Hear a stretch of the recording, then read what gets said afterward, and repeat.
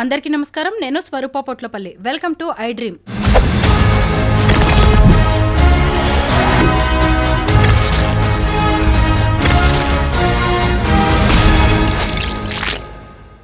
దేవర movie villain, Bollywood star hero Bebo Kareena Kapoor husband Saif Ali Khan మీద జరిగిన దాడి ఇప్పుడు సెన్సేషన్గా మారింది.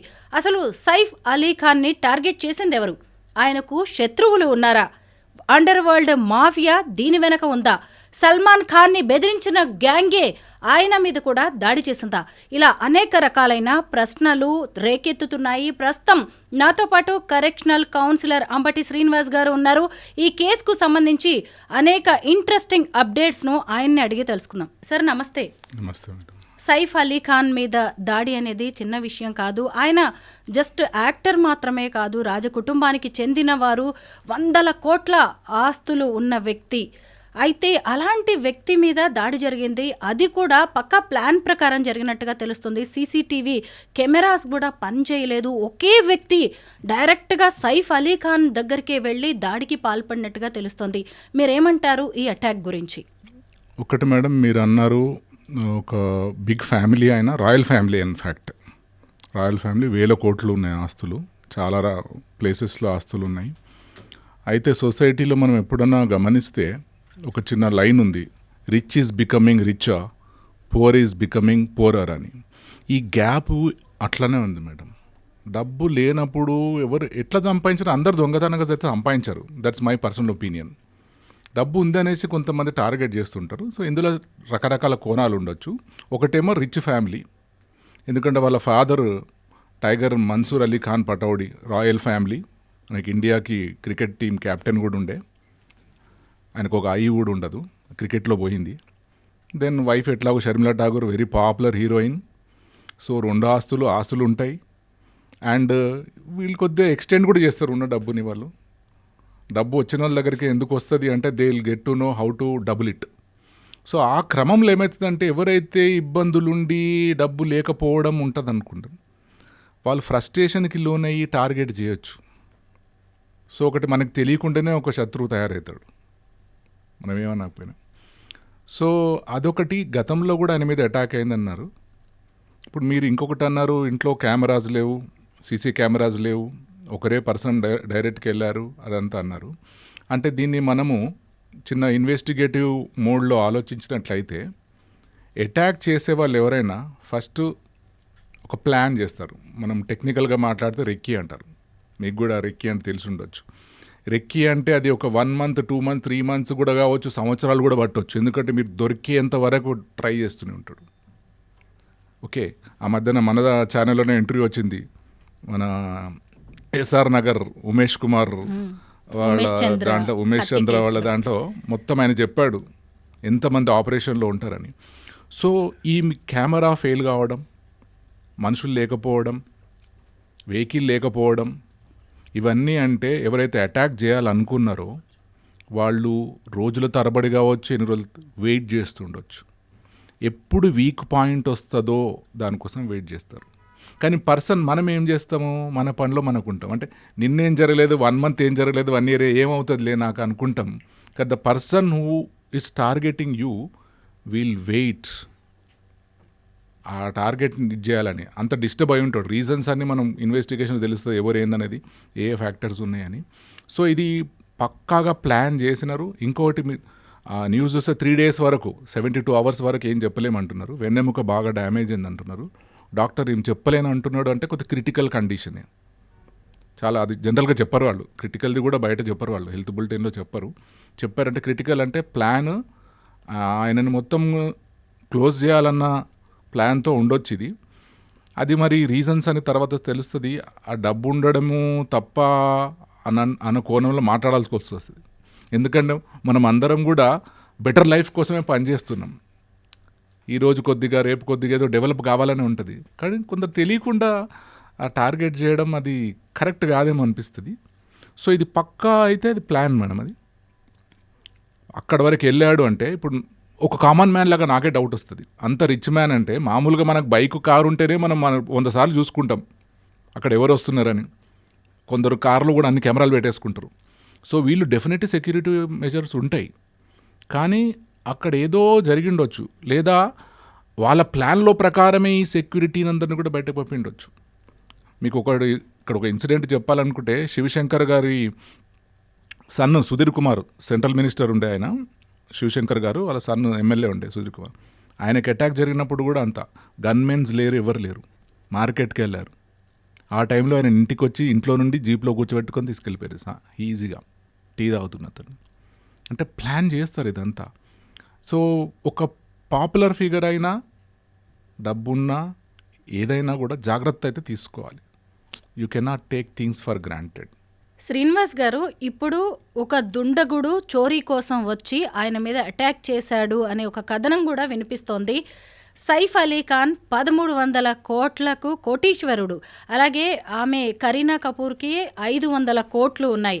అయితే ఇక్కడ చూసినప్పుడు ఈ దుండగుడు ఆస్తి కోసం వచ్చాడు అన్నప్పుడు అలాంటివేవి కూడా కనిపించట్లేదు. ముఖ్యంగా ఒకవేళ డబ్బు కోసం లేదంటే చోరీ చేయడానికే వస్తే ఒక గ్యాంగ్ ఖచ్చితంగా ఉంటుంది, కానీ ఒక్కడే వచ్చాడు అంటే ఇది ఖచ్చితంగా వ్యక్తిగతంగా సైఫ్నే టార్గెట్ చేసినట్టుగా తెలుస్తుంది. పైగా ఇంట్లోకి అక్కడి వరకు రాగలిగాడంటే ఆ ఇంట్లో ఇంట్లో ఉన్న వాళ్ళే ఎవరో అతనికి ఖచ్చితంగా హెల్ప్ చేసి ఉండాలి. ఎందుకంటే వీళ్ళిద్దరూ ఉండే ఇల్లే 50 కోట్ల విలువైనది, శత్రు దుర్భేద్యమైన భవంతి అది. ఇంట్లో కరీనా ఉన్నారు, 2 పిల్లలు తైమూర్ జహ్ ఉన్నారు, ఇంకా కొంతమంది పనివాళ్ళు ఉన్నారు. అయినా టార్గెటింగ్గా సైఫ్ దగ్గరికి వెళ్ళాడు అంటే ఖచ్చితంగా ఇది వ్యక్తిగతమైన విషయంగానే కనిపిస్తోంది. మీరేమంటారు? ఎస్, మీరు అన్నారు ఇది దొంగతనం అనుకుంటే ఇంత అటాక్ చేయరు. దొంగలలో రకరకాలు ఉంటారు, దేనికోసం వస్తున్నారో అదే తీసుకొని వెళ్తారు. కొందరు చెప్పులే దొంగతనం చేస్తారు, కొందరు బంగారం దొంగతనం చేస్తారు, కొందరు డ్రెస్సెస్ దొంగతనం చేస్తారు. వాళ్ళు వేరేది ముట్టుకోరు. ఇక్కడ దొంగతనం అని చెప్పలేం మనం. వాళ్ళ దగ్గరికి వెళ్ళాల్సిన పని లేదు. అనుకుందాం ఒకటి, నంబర్ 1. రెండోది, ఆయనని అటాక్ చేయడానికి వచ్చాడు, ప్లాన్ ప్రకారం వచ్చాడు. ఒక్కరే వచ్చారు అంటున్నారు, కానీ మీరు అన్నట్టుగానే చాలామంది సపోర్ట్ ఉంటుంది, డైరెక్ట్గా ఇండైరెక్ట్గా, లేదా భయంతోనున్నా. ఎవరైనా అటాక్ చేస్తున్నప్పుడు మీ సెక్యూరిటీ ఉంటే భయపెడతారు వాళ్ళు. ఇప్పుడు షూట్అవుట్ జరగబోతుంది, మరి మీరు ఇందులో పోతారా లేకపోతే తప్పించుకుంటారా అంటే డెఫినెట్గా మీ గన్మెన్ పారిపోతాడు. లేదు, ఆయన కరెక్ట్ మీకు నిజంగా సెక్యూరిటీ మ్యాన్ అయితే మాత్రం ఆయన మీకు అడ్డంగా నిలబడతాడు. ఆ ఇంటి ఆనవాళ్ళు లోపలంతా కూడా ఏ గదిలో ఎవరుంటారు, సైఫ్ ఎక్కడుంటారు అన్నీ తెలిసినట్టే కనిపిస్తోంది శ్రీనివాస్ గారు. ఎందుకంటే తెల్లవారుజామున 2:30 గంటల ప్రాంతంలో ఓ వ్యక్తి వచ్చి ఆ ఇంటి పని మనిషితో కూడా గొడవ పడినట్టుగా తెలుస్తోంది. ఆ పని మనిషిని కూడా పోలీసులు విచారణ జరుపుతున్నారు. మనం అనుకున్నాం కదా మేడం, రెక్కీ అని. రెక్కీ అంటే నథింగ్ బట్ అంతా పరిసరాలు చూడడం. ఇప్పుడు మీరు శత్రు దుర్భేద్యం అనే ఒక వర్డ్ వాడినరు. మీరు 99% మీరు జాగ్రత్తలు తీసుకుంటారు, కానీ ఒక్క దగ్గర మిస్టేక్ జరగవచ్చు. ఇక్కడ ఎవరు వస్తారులే అని మీరు వదిలేయచ్చు అక్కడ. సో అట్లాంటివన్నీ చెక్ చేస్తారు. చెక్ చేసి వస్తున్న క్రమంలో గొడవ పడ్డారన్నారు. ఇది కూడా ఇంపార్టెంట్ పాయింట్. గొడవ అంటే వాళ్ళు లాయల్ పనులు కావచ్చు, కొత్త మనిషి ఏదో చోటకు వస్తున్నప్పుడు ఆపిండొచ్చు. అందరూ పని మనుషులు మొత్తము ఏదో దేనికో లొంగిపోతారు అనుకోవడానికి లేదు. ఇంకొకటి, మీరు ఎదుగుతున్న కొద్దీ మీకు చాలా నమ్మకమైన వాళ్ళనే పెట్టుకుంటారు మీరు మీ చుట్టుపక్కల. ఎవరిని పడితే వాళ్ళని పెట్టుకోరు. సో వాళ్ళని ఒక ఫ్యామిలీ లాగా చూస్తారు. మనం అంటున్నాం పని మనిషి అని, కానీ వాళ్ళు మంచిగానే చూస్తుండొచ్చు, వాళ్ళు తినేది పెడుతుండొచ్చు. సో అది కూడా ఇన్వెస్టిగేషన్లో తెలుస్తుంది, ఆయన ఎవరు, ఏం చేస్తున్నాడు అని. అండ్ ఒక్కడే కాదు ఇది, ఇంకా పెద్ద టీం ఉంటుంది. ఒక్కరెవరు చేయరు, ఆ టీం సపోర్ట్ ఉంటుంది డెఫినెట్గా. కాకపోతే ఆ టీం ఎస్కేప్ అయి ఉండాలి. కాకపోతే ఇన్వెస్టిగేషన్లో దొరికిపోతుంది, ఏం కాదు. అది కొద్దిగా లిటిల్ లేటర్ అవన్నీ ఎవరు సపోర్ట్ అంతా వెళ్ళొస్తుంది. ఎట్లాగూ ఈయన దొరికాడు కాబట్టి ఇది తెలుస్తుంది. వీళ్ళు కూడా చెప్తారు, స్టాఫ్, ఇంట్లో వాళ్ళు కూడా. సో ఇదైతే అందరు పెద్ద పగడ్బందీ ప్లాన్ అనొచ్చు మేడం. పగడ్బందీ ప్లాన్ ఇది ఎప్పటి నుండి వెయిట్ చేస్తున్నారు.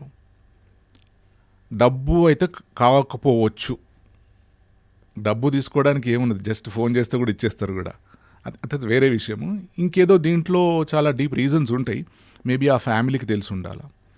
అది ఇండస్ట్రీ కావచ్చు, లేకపోతే మనీ వల్ల కావచ్చు, ఏమైనా డీలింగ్స్ ఏమైనా జరిగి ఉండొచ్చు, లేకపోతే ఇంకెవరన్నా వేరే మెంబర్ గ్రడ్జ్ పెట్టుకొని ఉండొచ్చు. మనకు తెలియదు. అన్ఫార్చునేట్ థింగ్ ఏంటంటే మన శత్రువులు కొన్నిసార్లు మనకు తెలియదు, చుట్టే ఉండొచ్చు మన చుట్టూ కూడా. శ్రీనివాస్ గారు, బాలీవుడ్కి అండర్ వరల్డ్ మాఫియాకి ఉన్న లింకులు ఇప్పటికే ఎన్నోసార్లు బయటపడ్డాయి. దావుద్ ఇబ్రహీం, మోనికా బేడీ లాంటి ఘటనలు, ఆ తర్వాత ఎన్నో సినిమాలు కూడా వచ్చాయి అండర్ వరల్డ్కి సంబంధించి, ఈ మాఫియాకి సంబంధించి. అయితే సైఫ్ అలీ ఖాన్ అనే వ్యక్తి చిన్న వ్యక్తి కాదు, ఆయన ఒక పెద్ద స్టార్ సెలబ్రిటీ కుటుంబం.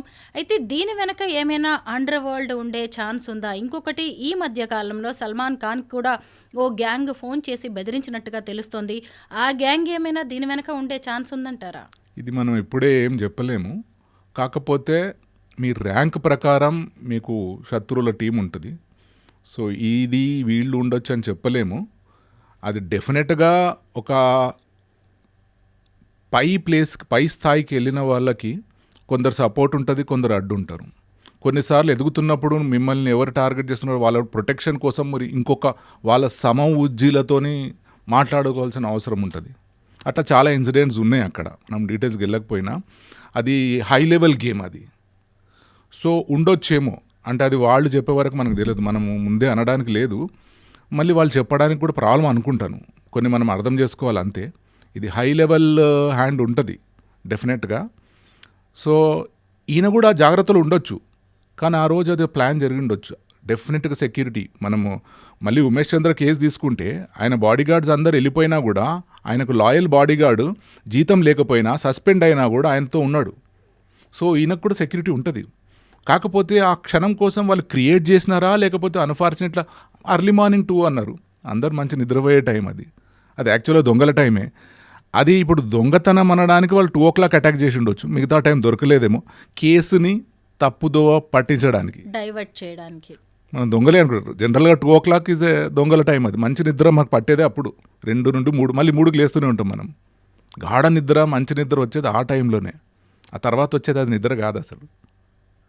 సో ఇది హై హ్యాండెడ్ ఉండొచ్చు, అది వాళ్ళు ఇన్వెస్టిగేటింగ్ ఏజెన్సీస్ చెప్తారు.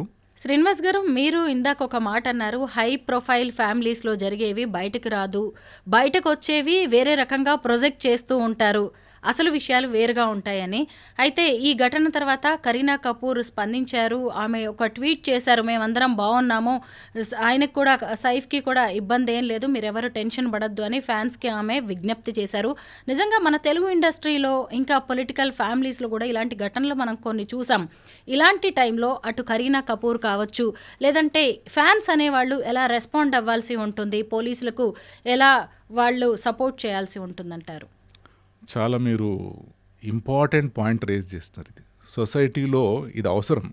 ఎందుకంటే we cannot depend the department, అంటే police department to do everything. మీరు ఏది తీసుకున్నా కూడా అందరినీ ప్రొటెక్ట్ చేసే అంత పోలీస్ ఫోర్స్ లేదు.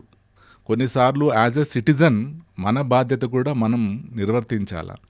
ఇది మీరు ఫ్యాన్స్ అన్నారు, ఎందుకంటే ఫ్యాన్స్ అంటే కొద్దిగా క్రేజీ ఉంటారు, మ్యాడ్ ఫ్యాన్స్ ఉంటారు, పిచ్చోళ్ళలాగా బిహేవ్ చేస్తారు వాళ్ళు. ఇప్పుడు మనం ఒక్కరిని ఈ గ్రూప్ వాళ్ళని అటాక్ చేసిందంటే వీళ్ళు అది తెలియక ముందే వాళ్ళని అటాక్ చేసేస్తారు.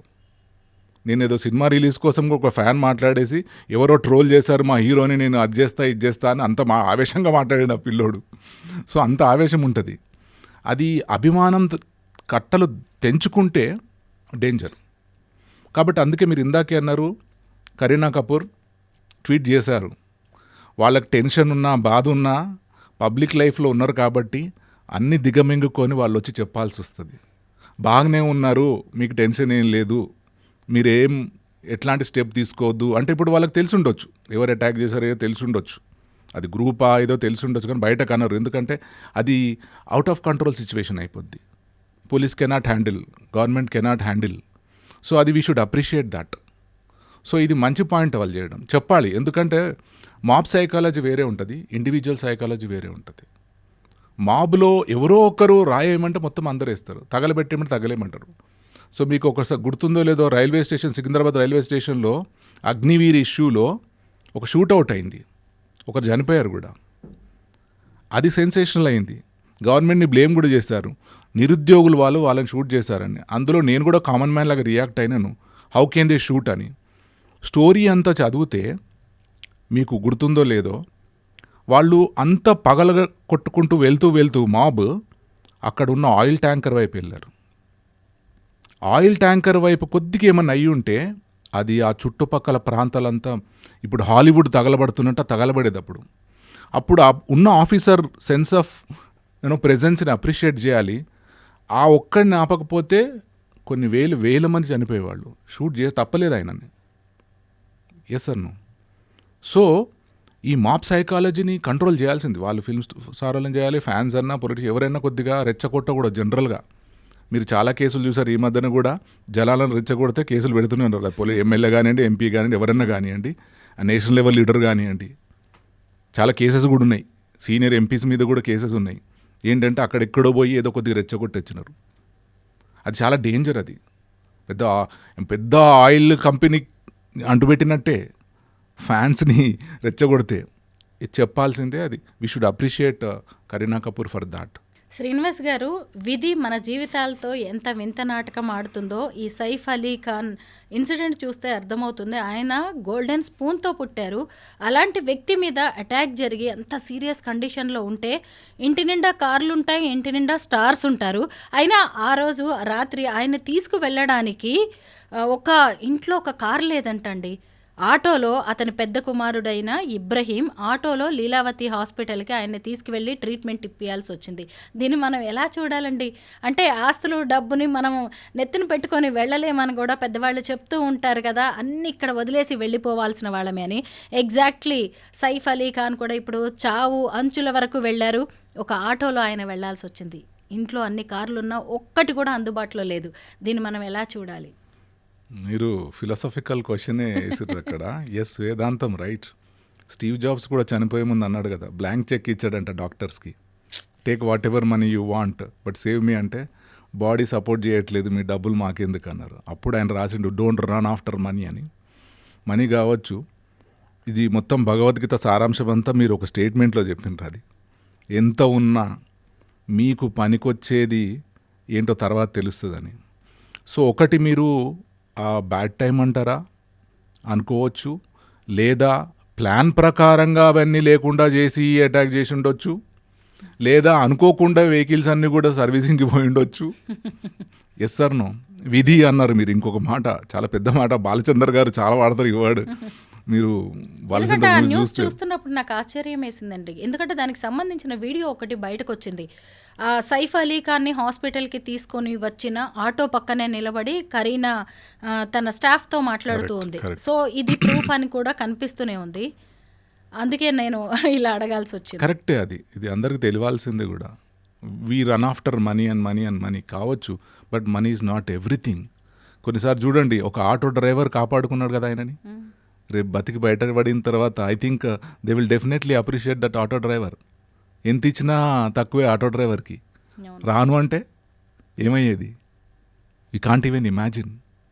అందరితో సొసైటీలో బాగుండాలనడానికి కూడా ఒక నిదర్శనం. సో అది కరెక్టే. అది విధి అనాలా, లేకపోతే బ్యాడ్ లక్ అనాలా, లేదా మేబీ ఏ ప్లాన్. అయితే మరి ప్లాన్ చేసి ఉంటే ఆటోను కూడా రానివ్వకపోవాలి. సో ఇక్కడ చాలా డైమెన్షన్స్ ఉన్నాయి. అంటే వాళ్ళ కొడుకు వేరే ఇంట్లో ఉంటారు కదా, అమృతా సింగ్తో కలిసి ఇబ్రహీం. ఆయన వచ్చేసి మళ్ళీ ఒక ఆటోని పట్టుకొని వచ్చి జస్ట్ 2 కిలోమీటర్ల దూరంలోనే ఉంటుందంట లీలావతి హాస్పిటల్. ఇవన్నీ జరిగాయి అన్నమాట. చూడండి, వెంటనే తీసుకెళ్ళడానికి ఒక కారు లేని పరిస్థితి వచ్చిందంటే సైఫ్కి ఇదొక కొత్త ఉదంతం అనుకుంటా. దేవుడు అవకాశం ఇచ్చినట్టుగా కూడా అందరినీ. ఎందుకంటే ఆయన హెలికాప్టర్లలో తిరిగి ఉండవచ్చు, ఆటోల్లో ఎప్పుడు అడుగు పెట్టకపో ఉండొచ్చు. ఇలాంటి విషమ పరిస్థితుల్లో ఓ ఆటో ఉపయోగపడిందని కూడా అనుకోవచ్చు. ఏదో పర్సనల్ ఇష్యూ కూడా ఉండాలి, దానివల్ల కూడా అది ఒక లెసన్ కావచ్చు. కొద్దిగా తలకెక్కిందన్న అంటారు కదా, అన్నప్పుడు దింపడానికి కూడా ఒక ఇన్సిడెంట్ కావచ్చు, if you believe in that. అవునండి. సో ఉండొచ్చు, చెప్పలేము. అంటే మనకు తెలియకుండా మనము ఏదో మాట్లాడేస్తాం, అది కూడా మనకు ఒక శత్రువుని క్రియేట్ చేస్తుంది. చెప్పలేము. ఎందుకంటే నేను ఆ మూవీ చూసినప్పుడు, దేవర మూవీ చూసినప్పుడు, ఆ క్యారెక్టర్ని చూసినప్పుడు నాకే కోపం వచ్చింది. జస్ట్ ఒక మూవీలో చూస్తేనే.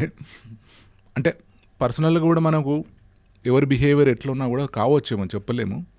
అది మనం ఫిలాసఫికల్గా స్పిరిచువల్గా కొద్దిగా ఆలోచిస్తే అర్థమవుతుంది, అందరికి అర్థం కావు ఇవి. సో అది కరెక్ట్ కావచ్చు. సైఫ్ అలీ ఖాన్ లాంటి బిగ్ షాట్ మీద జరిగిన దాడి చిన్న విషయం ఏం కాదు. పక్కా ప్లాన్ ప్రకారం, స్కెచ్ ప్రకారమే రెక్కి చేసి మరి ఈ దాడి చేసినట్టుగా తెలుస్తోంది. ఇది ఏ మాత్రం కరీనా చెప్పినట్టుగా లేదంటే ఇంకెవరో చెప్పినట్టుగా చోరీ కోసం వచ్చి ఒక దుండగుడు చేసిందైతే కానే కాదు. దీని వెనక పెద్ద గ్యాంగ్స్ ఉన్నట్టుగా తెలుస్తోంది. పోలీసుల విచారణ జరుగుతోంది. రేపు గడిస్తే, కొన్ని గంటలు గడిస్తే పోలీసుల దర్యాప్తులో మరిన్ని విషయాలు బయటికి రావచ్చు. కాకపోతే హై ప్రొఫైల్ కుటుంబాల్లో, సెలబ్రిటీస్ విషయాల్లో అన్నిటినీ బయట పెట్టడానికి కూడా కొంత ఆలోచించాల్సిన పరిధులు కూడా ఉంటాయి, పరిమితులు ఉంటాయి. Thank you so much Srinivas గారు. It's a pleasure ma'am.